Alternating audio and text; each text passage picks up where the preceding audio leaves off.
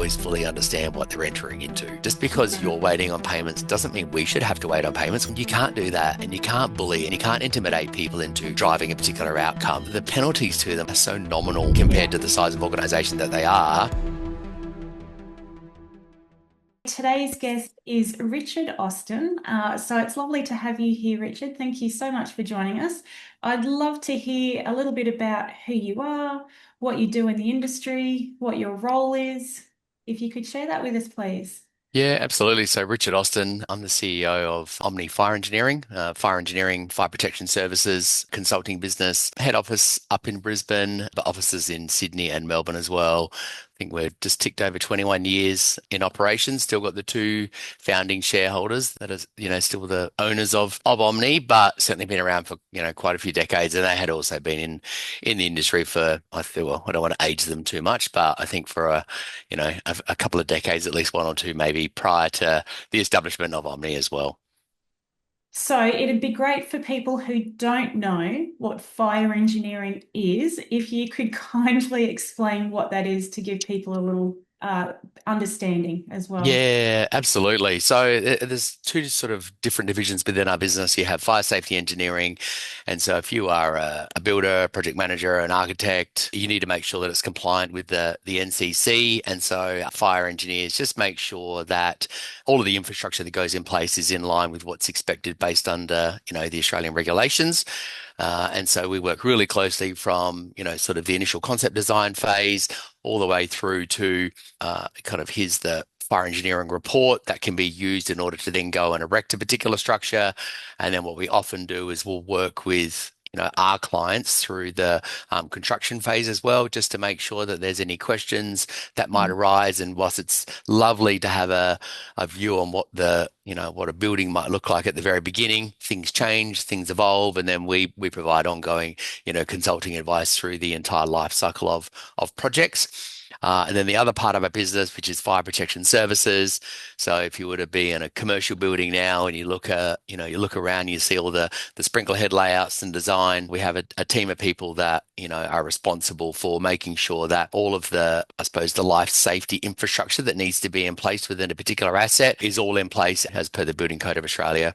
The other part that we do within our business is dangerous goods. And so, I have an example. There's one particular client recently and they sell makeup and that sort of thing. And it wasn't until we started having some conversations with them, they've actually got dangerous goods. So there's a lot of flammable product that they sell that people put on their face, which I find a little bit interesting. And so it was about providing a performance solution, for them so they can manage that, house that, and warehouse that in a safe way where it's not going to, I suppose, increase or make it a volatile environment for people to be within. And then the other couple of other parts that we do, special hazards. So in relation to, mining, oil and gas. So we work with a lot of different organizations scattered around Australia as well. And then the last part, which sort of still falls under fire protection services, is fire safety compliance. So it's great. You've gone and built, let's just say, a warehouse. And then what we do for some different tier one clients around Australia is we go and then provide the annual audit, the fire safety audits that are required and are important just to make sure the life safety which has been installed at a particular point in time is still up to date, is still compliant. The exit pathways haven't been blocked. Sometimes that can happen within different warehouses. Somebody thinks it's a great idea to start putting some pallets in front of a fire exit, or different people think that they should have a fire extinguisher at home and decide to remove it from the asset. So we go through and provide a annual fire safety compliance audit, and then we provide that report back to the asset owners or to the tenants, just so they can then make sure that they've got I suppose, a nice, safe environment for their employees or for clients or whoever it might be. So a few different parts to our business. We are pure consulting. We don't do, maintenance and fit out from that standpoint, but we're just there to work with a variety of different clients across, other than residential housing, every sector that you could possibly think of, from apartment buildings to defence to hospitals, education, hotels, warehouses, and everything in between. Everything in between, yeah, which is quite broad, really. Super broad. Yeah, Yeah, absolutely. yeah. Yes. And so I'm curious to hear, considering what's happened obviously in the UK with Grenfell and the stuff that's happened with the nightclubs where those fire accesses have been blocked, have you seen any changes happen in regards to that with the fire safety systems? Yeah, certainly. And from a cladding perspective, with combustible cladding, there was a lot of work that on the back of the Grenfell tragedy that happened within Victoria, and then other states have sort of followed suit or done it, relatively in parallel there as well. And so that's something we specialize in, and just making sure that if there is combustible cladding, where is it located within a particular premise? Does any kind of remediation need to be implemented in order to make sure that it is safe and it is compliant? And, should there be an incident by way of fire, that it's not going to be at the detriment to life safety of individuals there as well. And so that'll continue to grow and evolve. We have existing cladding matters that we're still looking after at this particular time, but there was a period of time on the back of Grenfell and then the La Crosse fire that happened down in Victoria as well. There was kind of a large body of effort that ensued now, following those particular incidents. And so we were heavily involved working with government authorities and working certainly with asset owners, through that particular phase, just to make sure, do you have combustible cladding, diagnose exactly, what it might mean as far as an asset is concerned, and making sure that there's, rectification and remediation plans in place that they can then go and enact if needed, or at least just have there that they could revert to if at a point in time that they needed to do something about it. And it's so important because a lot of people don't think about it until they need it, but it's actually what saves lives as well. That's exactly right. And sometimes what you find is, I was at a function yesterday and they had all the commercial building, but they had all of the exposed ceiling within there.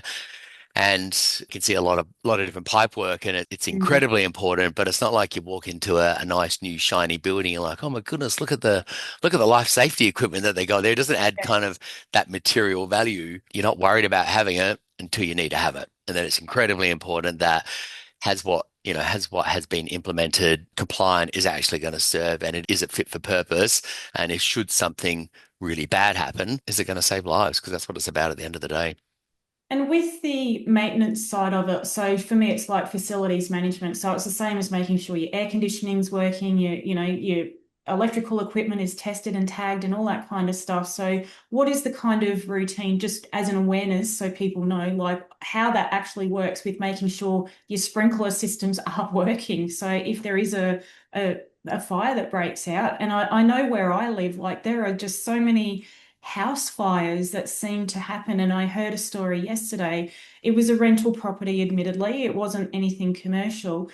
And, the it was a family with 6 children, and the house got burnt down and they lost absolutely everything. Thankfully, they were all safe and they didn't lose their lives. And it Mm. was because the fire alarms weren't working.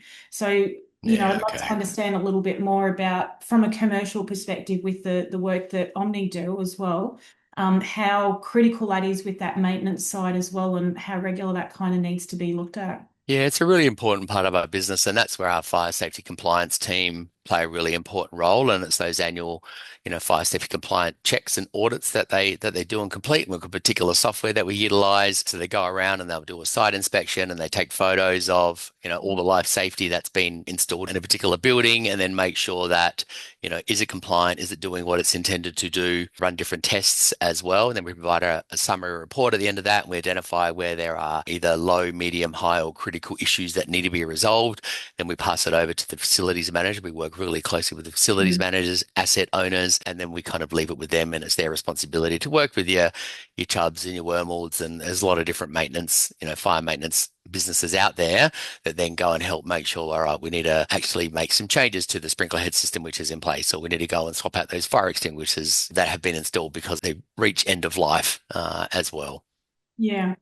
Now, I'd love to hear a little bit more, and thank you for sharing that. Appreciate it, because it just helps give some context as to what this actually is and what you're doing as well, because it is actually quite a niche area within the industry as well, but it's critical because it is the part that saves lives. So I understand you have a really interesting background because you actually have not come from the industry per se. You probably, like a lot of us, where you've fallen into it. And I'd love to hear a little bit more about your background and how you got into working in this space and what kind of things that you've seen as a result of that. Yeah, so I was running a financial services business for half a dozen years prior to coming to Omni, and for me, I was really looking for this type of role, and I wasn't wedded to a particular industry because it's not an organic move where you go from financial services into into fire safety consulting. But I had a conversation with an executive recruiter, and then met with the board, and then met with the executive chairman on multiple occasions, and then you kind of have lots of different conversations. And what they, as business owners, had determined, they realized you don't need a fire engineer to run a fire engineering company. You need somebody that knows how to run a business, that knows how to make sensible financial decisions, understands process, understands people, and then has the ability to influence change and make sure that things are managed as they should do.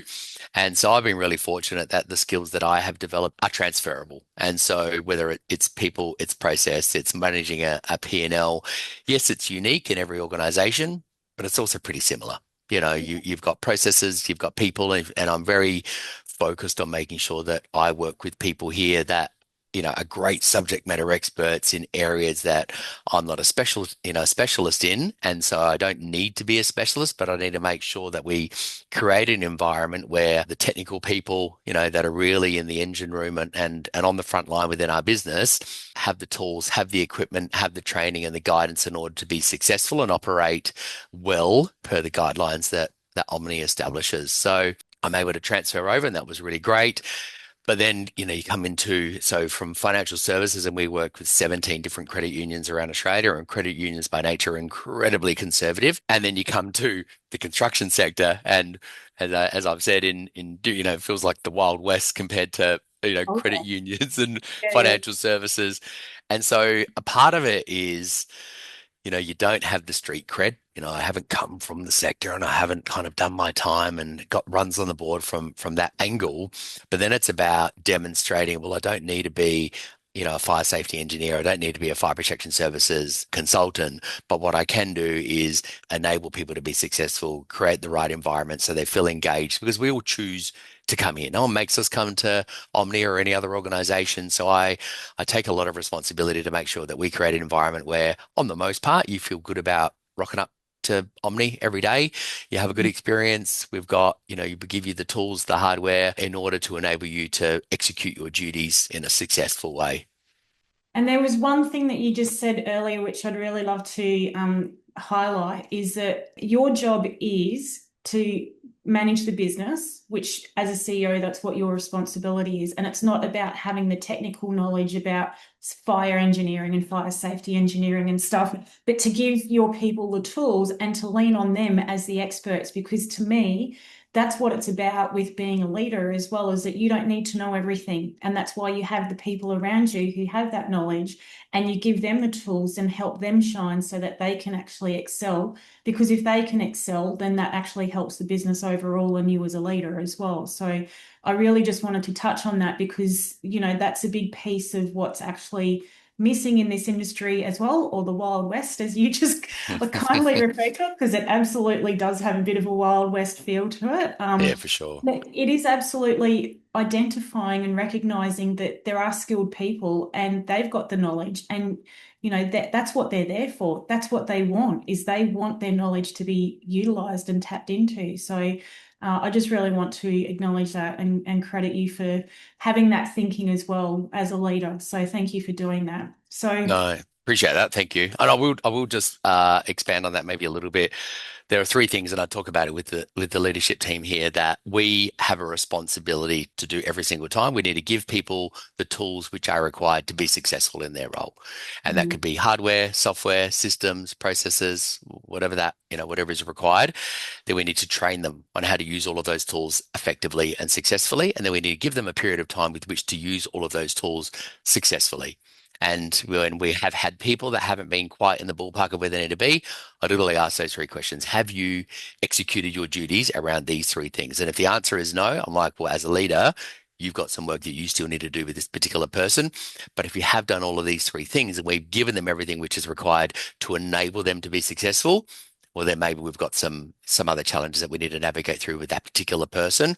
But I take that really seriously because it's like, people follow different sports codes within Australia. It's like expecting someone to come and be a great Aussie rules, superstar, and you give them sneakers instead of footy boots. You give them a partially pumped up ball instead of a fully inflated ball. And, it's not giving them the parameters that they need to operate within in order to be successful out on the field. And it's exactly the same, in a corporate environment. You need to give people what is required in order to enable them to be successful. Otherwise, they're always going to be, trying to fight a fight with one arm tied behind their back. Exactly, exactly. But the thing is the difference is that you're actually asking the questions. Have you got everything that you need to do your job? And this is where there's a bit of a disconnect in this industry, is because people are being expected to do the job without actually having all the tools they need to do the job as Yeah, well. And the yeah, leader actually checking in with them to go, do you have what you need? So, again, credit to you for having that thinking and being able to do that for your team. And I'm sure they appreciate it. So hopefully. with what you've seen when you've come into the Wild West, have you had any kind of, I call them the, status quo personalities, behaviors, anything like that you've experienced where you've had to kind of just, I won't say challenge it, but like actually just like really go, hey, that's probably not kosher here. So let's do things a little bit differently. So Absolutely, because I'm this guy who's come from financial services. I've certainly been, met with some resistance from different people, both internally and externally. But what I always take time to do is, if somebody presents, let's call it some opposition to whatever my position might be, I'm like, well, help me understand. Take me through that. And if you can diagnose and work through what their resistance might be or what the hurdles that they're raising might be, and you can help to then navigate through that together. I've found that by working with them instead of being kind of, dictatorial, you get a vastly better outcome than what it might be by, well, hey, this is the way forward, and you just need to suck it up and get on board. Just by spending some time, working through whatever the issues might be that they perceive are an issue for them as well, can help drive certainly a quicker outcome, but also then an outcome where, I'd like to think that we've got more alignment than what it might be as if you just need to go and do that and get on with it because, I'm the CEO. I don't mm, believe that's the right way of operating. no. And have you got, not obviously breaking any confidentiality or anything, but have you got an example of something that has happened and, what the outcome was as well that you're able to share? Yeah, so one from an internal perspective, so we try and be innovative as an organization, and we've got lots of competition out there. So we want to make sure that we add value to the people that choose to be an employee of Omni. So we implemented in consultation with the board, we implemented a 9-day fortnight. So instead of Mm. 80 hours over 10 days, you compress it to 9 days, and you don't have to do it. It's just there. And so we're rolling it out a couple of years ago, as it was now. And there was a particular person who was very resistant to this being offered. And they're like, your timing is terrible. The way you're rolling this out is terrible. This is a really important decision that I need to make. And instead of just, let's just say, getting frustrated or being overly assertive with them, I'm like you don't have to do it. This is an option. You can choose to do it. You can choose not to do it. You can contemplate it for a little while now. Yes, we want to get some visibility over whether this is something you want to implement, for your kind of business operations. But if it's not, don't do it. Like, I'm not going to make you do something that you don't have to. And so that really kind of, let's just say there was a fuse that they had lit. It extinguished it pretty quickly. And it seemed at the time like they were searching for some confrontation, and instead of just, removing some of those, and I suppose some of the layers of the barriers that were there, I was able just to diffuse what could have been a little bit of a volatile situation and then kind of cut through that and get on with it. And in the end, that person didn't do the 9-day fortnight. And you know what? That's okay. I don't do it. It's not for everybody. You just got to choose what's right for you. Absolutely. And I mean, but I sort of go, why wouldn't you take a 9-day fortnight personally? A long weekend every second weekend's great, but everyone Yeah. has their different needs as well. So it's understanding what their needs are and what works for them. Yeah, that's exactly right. Yep. So with like I'd just love to hear a little bit more about, what your kind of seeing with your time of being in the industry and the sort of changes that you're seeing and the shifts and things like that from a CEO perspective as well. And, if you're able to share anything in regards to that since your time as being there with Omni. It's almost like it feels like a bit of changing of the guard. And I think if you're a wine, and this is well pre my time, because I'm probably still considered the new kid on the block. I think, there was a lot of power that was bestowed upon a small cohort of people. And, if you think about some of the behavior of different unions and the power that they could influence, on different projects and with different organizations, I think there is a significant shift away from that. And I think this behavior that had been accepted for decades is now being kind of had a spotlight shone upon it. And it's like, well, that's not okay. And you can't do that. And you can't bully and you can't antagonize and you can't intimidate people into driving a particular outcome. And so I think that's really good to see that. And this is not, let's flick a switch and all of a sudden, hey, it's all sunshine and roses. This is a long journey to influence what is arguably industry-wide change that is important, that needs to occur. What I've also, and I haven't observed it firsthand, but I've heard from, let's just say, multiple different people within the industry, where you can have some people that are contractors, so it could be like a bit of a one-man band, and they're contracted to work alongside some big corporates, some big organizations that are out there. And because what's everybody's main priority in life? It's to you and it's self-preservation.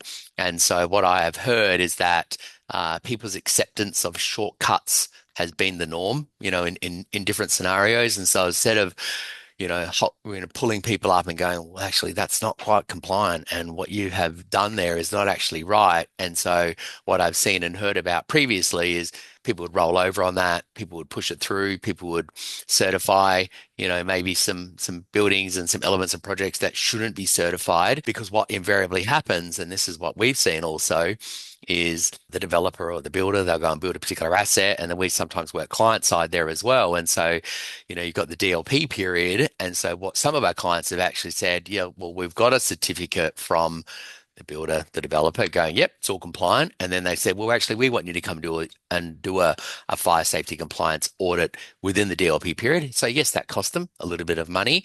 But what we have invariably found on more than one occasion is a myriad of different issues that they had said were done, were complete, but were not complete. And so then we armed them with a report that they could then go back to, the builder or whoever it might have been and said, well, you said all these things were done.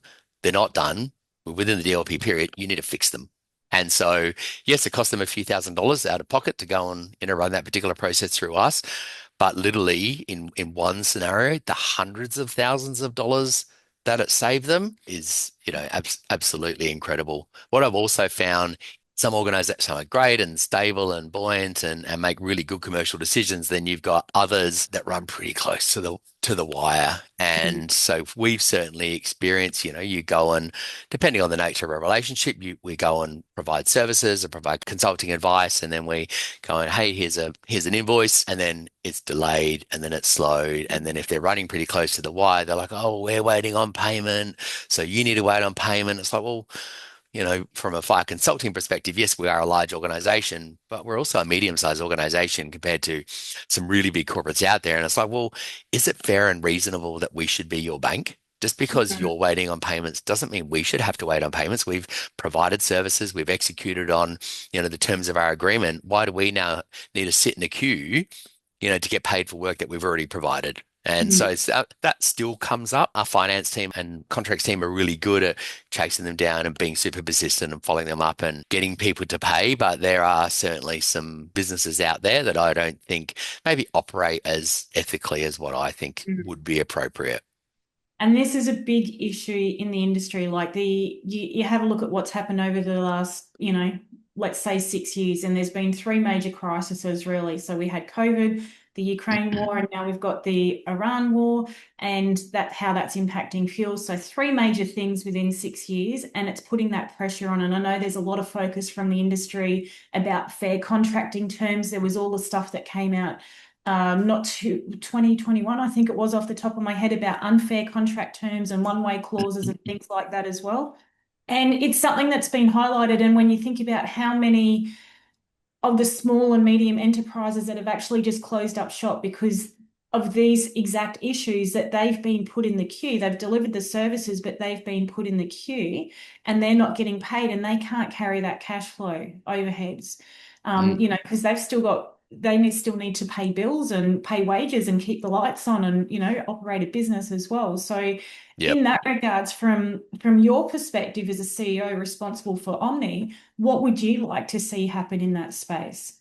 It still happens right now. Oh, I've yeah. spent a lot Yeah. of time reviewing contracts with our in-house counsel, and even now, very much one-sided contracts are coming through. Unfair contract terms, in our view, certainly come through on a regular basis there as well. And the challenge is, you go and push back against a larger corporate, and we kind of need them more than they need us because there's a bunch of smaller operators out there that are all vying for that same dollar. And so if you're the one that's got a bunch of contract departures within a particular agreement through a competitive tender process, they're like, well, you're out. I've got this one two-man band over here that are willing to accept a silly amount of risk and liability. And what I think might sometimes happen as well, they don't always fully understand what they're entering into. No. And it might be great if everything goes well and the project, runs smoothly and we execute our services as is required and then we get paid and you move on in life. And that's all great until years down the track, something's wrong. And they're like, great, well, who were the people that are all working on that particular project at that particular point in time? And if they don't have the right level of insurance, if they agreed to certain contract terms that are one-sided or unfair, you can very quickly come unstuck. And if you're a small organization, and there are a lot of fire engineering, firms out there that are sort of one, two, three person businesses, you can't wear that. And that could be the beginning of the end. And not just, oh, my business and my livelihood blows up. It could be attached to all of their personal assets there as Right. well. So might be one thing, oh, great, I've won a project, but at what potential risk and future cost? That may or may not happen, but if you're not willing to take that risk, like be really careful in the first instance to understand what you're actually signing up to. Absolutely. And I can speak to that firsthand because my specialty in the industry is contracts. So I do There you go. understand that side of it. And now I actually support the SMEs reviewing contracts so they understand what that risk is before they enter into that agreement and help negotiate more fair and reasonable terms for them. But, I have also previously worked for tier ones as well. And some of the clauses that they were trying to pass down to the smaller players, and that these could have been exactly to your point, mum and dad businesses who, they're just small players who are specialized with what they do and then, are able to work on a larger project and stuff. And the internal dialogue was, we can't change anything. That's how it is because it would take too much to actually change it. And it's like, well, it's actually not fair if we've negotiated something and we've been able to build in the risk at the very beginning to be able to be awarded that project, that then we think that automatically that risk is automatically just passed down the chain because they Mm, haven't had the same opportunity to do that. yeah, And that's that's right. where there's a huge disconnect of what's happening. And I know that's what's causing a lot of issues in the industry as well with the unfair contracting terms and all these businesses that are going under as well. And obviously what's happening at the moment with fuel and rise and fall costs, but there's not subject to rise and fall. I read something the other day that there's a civil company in New South Wales that had to shut up shop, and there's a lot of civil companies in that position at the moment where they're probably going to have to shut up shop because they're in these contracts where Yep. they think they're in a great position and suddenly we've got this war going on and the fuel prices have doubled and they just can't wear it. So Yeah, I think it's not like it's a secret. I think it's known, but it's the courage of smaller organizations, and I think maybe you need more than one person having the courage to stand up and go, well, that's not right, organization, whoever you are. We do need to rebalance the way this is set up and structured, and it almost feels like it takes a bit of an industry-wide shift in order to make sure that it is more fair and equitable right mm, across the board. And I also understand it from larger organizations. The bigger organization, the far greater the risk exposure can be as well. And they also can sometimes run pretty close to the wire. And just because you're a tier one or a really big, doesn't mean you got big, massive margins. They still can be pretty small. And if you're spread across some really large infrastructure projects, we've all seen it. It's some tier one businesses that fall in a heap because you've got some wrong people steering the ship in the wrong direction that have been allowed to get away with what, in my view, is some pretty bad behavior. Yeah. Mm. So if we would, because I know there's a lot of talk about collaboration and, especially with these contracts and how we can collaborate all the way down from the asset owners to the principal contractors to the subcontractors. Have you got any views on what you would like to see in that regards in the position that you sit in? I sometimes feel like it needs to be at a government level. They need to implement, greater accountability to what's pushed through the various levels of different, projects. And this is not just, I certainly observed it within financial services there as well. You've got your really large tier one software providers, and that's a big one within the financial service. And like, well, that's the T's and C's. Like, if you don't like it, too bad. And Yeah. these are global Yeah. organizations. And even if they are to be held accountable and there is a stick to try and the penalties to them are so nominal compared Yeah. to the size of organization that they are. So I really think it needs to be at a kind of at a state or I don't know about a federal level, but certainly at a state level where they're saying, well, no, you need to make it more fair and equitable for these smaller players, these smaller organizations that partner with you, that contract to you, subcontract, consult with you, because without them executing their duties, well, you can't achieve what it is that you want to achieve as a larger organization anyway. So yeah, I don't see any change happening in any great rush, but I'd like to think that if there is consistent feedback and response provided and consistent pushback implemented where it makes sense, that hopefully over time there is certainly some change of behavior that does come through. And that's ultimately what we need is that change in behavior. Yeah, yeah, that's exactly right. Because it's people, it's people People. That's exactly. excuse Yeah. me, working in a bunch of different organizations with a bunch of different parameters that they don't always set themselves. If you think about the project managers that we work with, and they're a mid-level manager within a really big corporate entity, they don't Yeah. make the rules, they don't set the boundaries or the structure. That's just like that's what legal has said we have to work within because they're all about risk Yeah. mitigation. Yeah, yeah, Mm, exactly. And that's the narrative. That's what legal has said. That's what our yeah. contracts are. Too bad. If you don't like it, too bad. And it's like, well, hang on. Where is the collaboration in that? Come on, people, we need to shift this mindset. So, Yeah, yeah, that's right. And I think the other thing which is important, and it can be difficult and it can be expensive, but whether it's getting contract support or legal advice, it's also just having that guidance and advice, to look at an agreement and be aware of the gotcha clauses that, mm, are alive and well within it, and to make sure, well, if you are entering into this, that you are aware of the risks that are going to be pushed on you within it because I think, some people just go into it blindly. They don't know. You don't know what you don't know. And I'm not a lawyer by trade. I'm a tradie or I'm a contractor. And well, this yeah. is all just a bit of noise. I just want to get on the tools and do a good job. But, a little bit of education at the very beginning of that project life cycle can pay off handsomely or whatever the right words might be years to come. And you're exactly right. And, like, because I review a lot of contracts for SMEs and just help them understand, potential risks that they may have, as I touched on before. And, I was reviewing one recently and it was like a 90-day payment terms. And I'm like, no, it's not. Why should they wait 90 days to get paid? They submit a progress claim on the 25th day of the month, Yep. 10 days for assessment, and then you can actually submit your invoice. And from the date of invoice, then it's 90 days for payment. It's like this is what's sending people broke, that they're Mm. having to wait for this money that is technically then by that stage is about 4.5 months in arrears. Yep. And if you're a small organization, unless you've got really good margins and Oh cash my flow, God. you're Yeah, carrying debt. Like, and then, people then using up their savings, working from yeah, a credit card, living in arrears, hoping, because then that's also then on the promise that you will get paid. correct. Which also doesn't always happen. Things go wrong, or you didn't do the right purchase order, or that's the wrong purchase order or the wrong invoice. So now it's delayed again till the next payment cycle.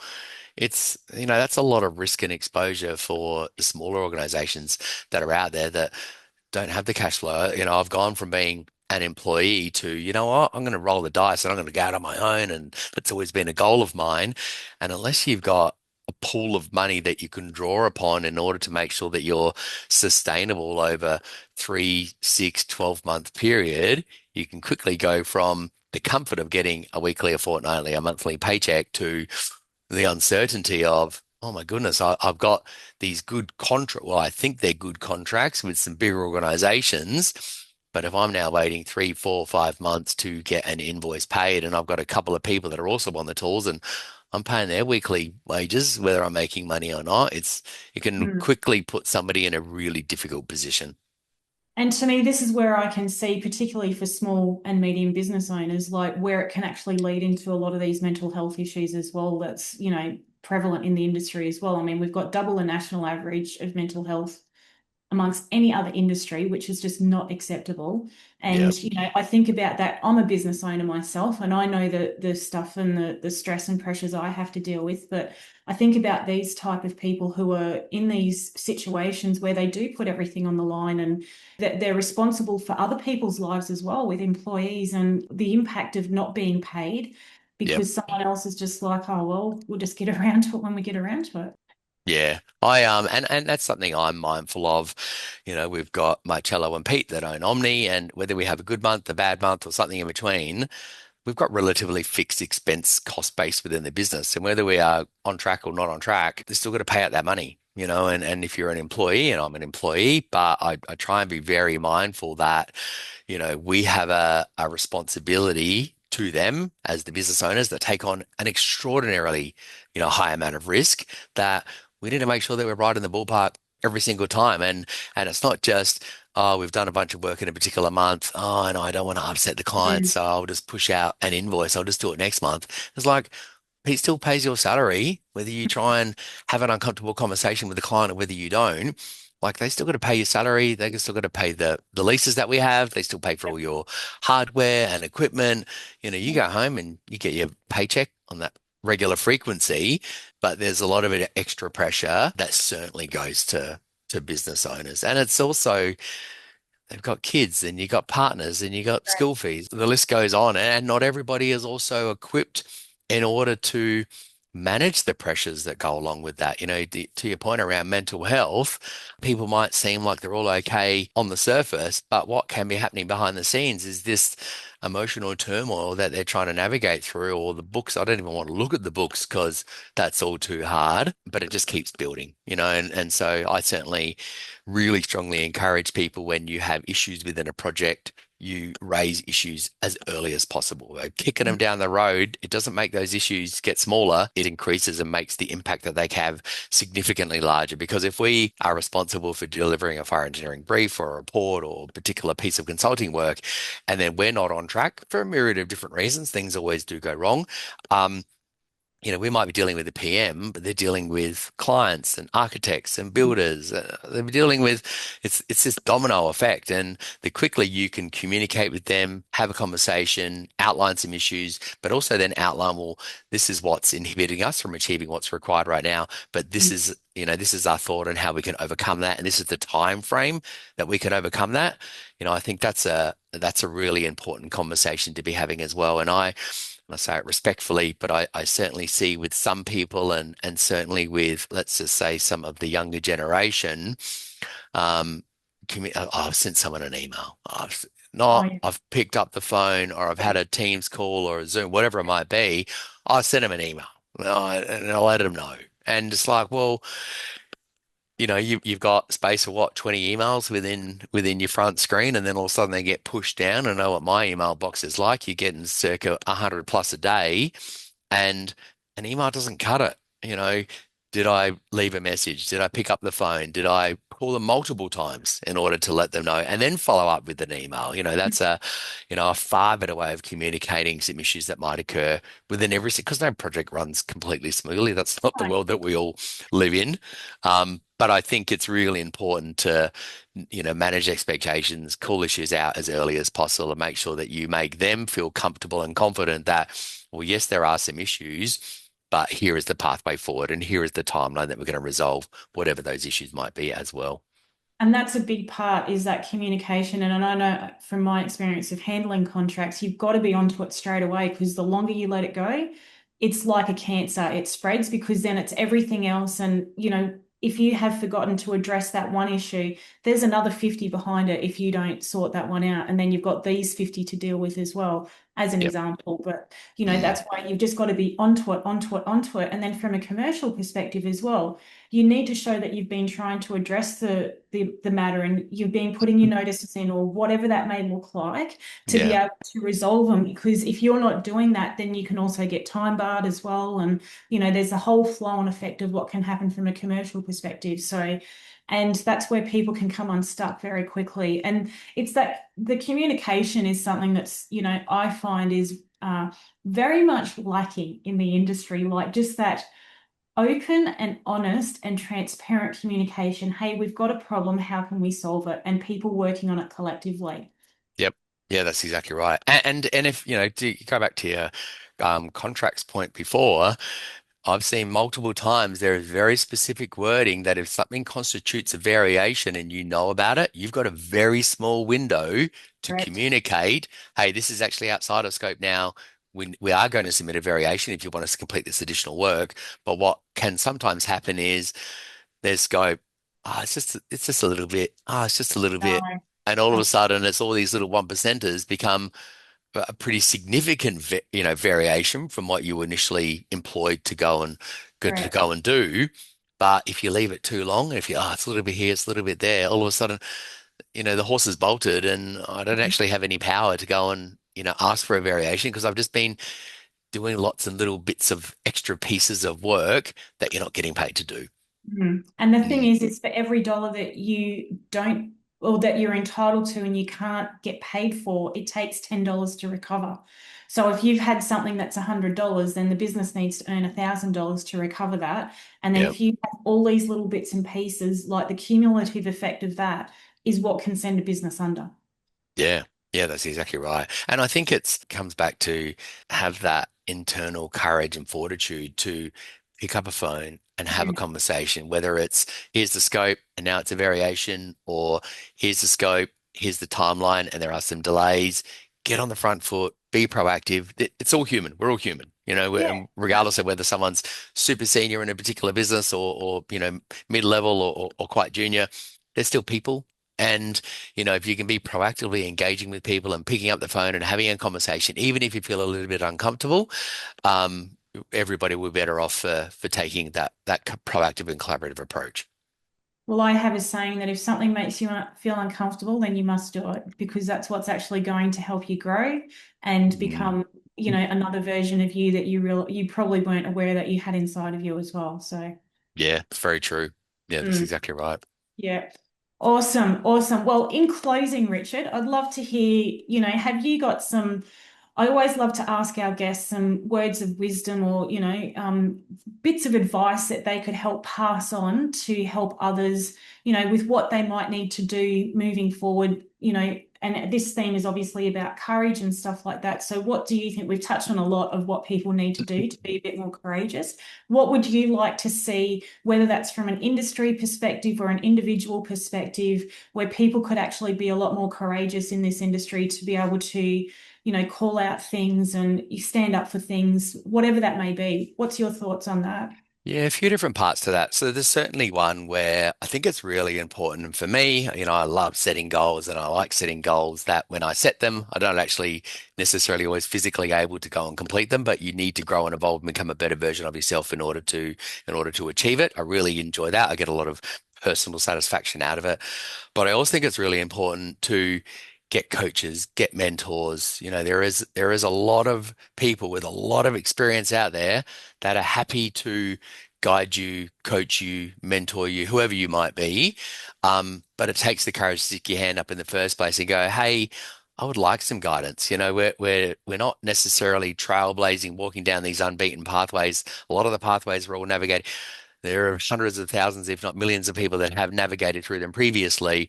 And if you can identify who they are and you have the confidence and courage to reach out and go, hey, person, can I buy your coffee? Can I have 5 minutes of your time? Can I seek some guidance and advice on some challenges that you've had to navigate through? And, it's kind of learning through the mistakes of people that have walked before you instead of just trying to figure it all out, Mhm. yourself, I think can be really important. And then the other part, education. It's not about going doing formal education, but educate yourself on what are my rights, what are responsibilities, what are the risks, what is the level of liability that I'm exposing myself to, not just me, my significant other, my family, my kids, the roof that I try and keep over my head when I'm entering into what might look like a great contract in the very beginning. If you're not aware of everything which is included within it, it could all come unraveled. It can be like a house of cards. It all looks good while it's all set up and structured in the first instance, but if you don't have the right foundation layered beneath what it is that you want to go and achieve, it can all quickly, become unstuck. So, whether it's literally as simple as, you know, doing some research online or watching some YouTube Yeah. videos or Yeah. whatever it might be, going and engaging with, people like yourself that have experience and have knowledge and can provide, guidance and advice. These people are out there, but go and educate yourself so you are eyes wide open around the contracts that you're entering into, the subconsultant and or subcontracting agreements that you're going to work within. So it's not just about doing a good job when you're on the tools. Mhm. It's about making sure, well, I get remunerated accordingly for the work that I've done. I get remunerated in a reasonable amount of time that I can commercially, sustain within my business. And then I'm not exposing myself to too much risk based on, the business size that I am and the person that I am and I suppose the financial responsibilities that I have in life as well. Absolutely. And just to your point about a coach and a mentor, there are so many people out there who've been in this industry quite a long time, and not just even necessarily from the industry, but people who have walked that path before who actually, they are super passionate about wanting to help the next generation come through and help pass on that knowledge and that wisdom. And, I always say everyone needs a coach and everyone needs a mentor as well, because Mm. how can it's someone just to basically hold us accountable and keep us on track and make sure that we're achieving what it is we want for ourselves. Because if you've got no one holding you accountable, before you know it, a decade's gone, and then you're like, shit, I haven't done what I've said I'm going to do. Like, and Yeah. then all this other stuff happens internally with shame and guilt and all this other stuff that goes on as well. So I absolutely 100% agree with that. And with the contract stuff as well, there's lots of people online who provide that service, and whether it's a one-off service or you just pay a monthly fee and they're able to review contracts monthly. Like, there's lots of available resources out there, but it is absolutely about having the courage to start with, to say, hey, I might need some help here, and recognizing that and tapping into it. So Yeah. people need help, that's for sure. So And whilst it might cost you a little bit of money to do it on a particular contract, you are going to come across similar contracts through your business life cycle. So yes, maybe I'm spending more money than I'd like to right now, but if you then smooth that out over 10, 20, 30 contracts into the future that you're now educated around some of those, those different clauses that you might have glossed over previously, I suppose it's a good investment of your time and money.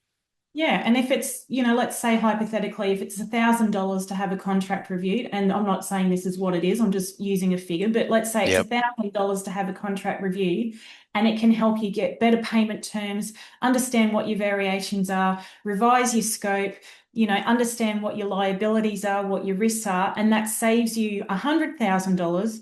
Well, it's kind of a no-brainer, really. So, yeah, Yeah. And you get and if you could spend 1,000 to get even 10 grand back, you're gonna do that every correct. day of the week. Exactly, Mm. exactly. Love it. Awesome. Well, Richard, thank you so much for sharing your wisdom and knowledge and all the perspectives that you bring to the table, and especially, from coming from different parts and working in this space as well, and the leadership that you're providing to your team. Like, it's very valuable, and appreciate everything that you've been able to share with us today. Thank you so much for your time. Thanks for having me on your podcast. I appreciate it. You're welcome.